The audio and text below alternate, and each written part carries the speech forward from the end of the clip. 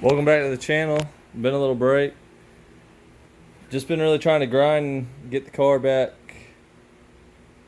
reliable. Had a bunch of crazy little weird issues. I didn't document it, but my power steering rack went out. The hot pipe, the way that it was routed, was melting the boot. Was causing me some issue. It actually melted all the grease that was in there and compromised the rack. And I'm not putting power or manual steering on this. I didn't want to jump that far off the ledge, so I fought myself for a while on it, but finally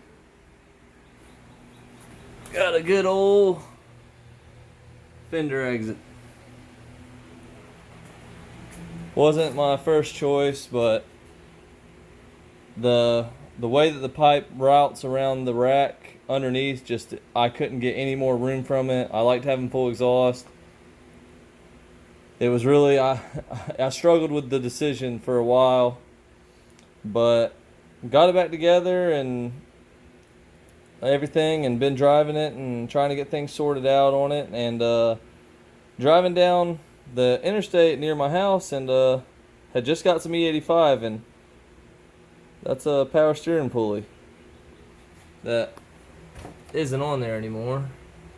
It's got some lines covered up, but I made a pull in third gear. Car, pulled in boost good. It was spinning some. Pedaled it. Heard a pop. Wasn't sure what it was. Thought it might have been just like the exhaust when I had let off. Noticed the battery voltage has dropped some, so I tapped it. Tapped the dash to make sure like the gate, everything else was working. I had throttle. The temperature didn't shoot up right away, so I was a little confused, and I was right near my exit, and right at the bottom of the exit the temperature started to climb some, and I knew what was up, so I was coasting. I got where I could guide the car on the ramp, and I cut it off, and the temperature got up to about 250, 254 I think was the highest on the log. Started up a couple times since then. Sounds fine, besides an exhaust leak I've been chasing, but now I'm waiting on my power steering pump pulley to come in. I've got my new power steering pump, just a remanufactured. Got my fitting swapped over. Got the bracket. Just waiting on the pulley to come in, and the radiator obviously shouldn't have had to come out. And this was for my 4-inch intake pipe whenever it was all motor. If y'all are wondering why there's that gap there. But yeah, the radiator shouldn't be out. Well, the radiator's over here. Excuse my kids' toys. And I don't remember if I had posted on the page. I had this hole that the turbo had rubbed into it, because as the radiator sits, the turbo was just touching it barely, or it was right at it, and as I was driving it and beating on it, it had ended up working its way through a few of the fins. Well, I patched it with some JB Weld. Well, when a piece of the pulley came apart, it hit right there in that spot. So it cracked 3 more rows. And I'm nickel and dime to death on this car, and I don't make a bunch of money, so I was getting sick of. I spent $250 on a power steering rack, the pulley, because I got the turn 1 billet pulley, just so they say they don't come apart, and they've got holes in them so you can take the pump on and off without removing the pulley. So that was it was $100. I didn't want to spend another $150 on a radiator, but after patching it twice, I just don't want to. I don't want to cut that corner, and the car overheating would cost me a lot more than $150. I went ahead and mocked up and cut a piece of stainless tubing. I'm gonna swap it over to the new radiator, because on the car you can see that mark right there. I had this piece of insulator right here, and then I had the stock radiator hose right here where it goes onto the neck right there, it's touching the downpipe. And so obviously I didn't want it to burn, so I've got header wrap and insulating wrap, and it's pretty thick on there. I mean, you can see I haven't really put that much abuse on it, and I put it on the two-step like 2 times. And it's already kind of charred it, so I went ahead and good old Amazon had some of that